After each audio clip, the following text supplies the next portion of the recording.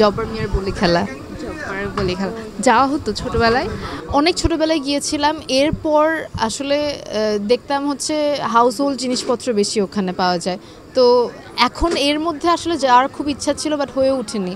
মানে আমার এইবার খুব যাওয়ার ইচ্ছা ছিল, আমি চেয়েছিলাম কিছু শর্টস নেওয়ার জন্য, হয়ে ওঠেনি। ইনশাল্লাহ নেক্সট টাইম। সংসার সাজানোর জন্য কি যাওয়া হবে, যেহেতু এখানে ঘর সাজানোর জিনিসপত্র বেশি? হ্যাঁ, অনেক সুন্দর সুন্দর। আমি মাকে দেখতাম আগে, মানে আসলে এটা এত পপুলার, আর এটা তো একটা ঐতিহ্যবাহী একটা মেলা। এটা বলা যায় একদম ট্রেডিশন চিটংয়ের।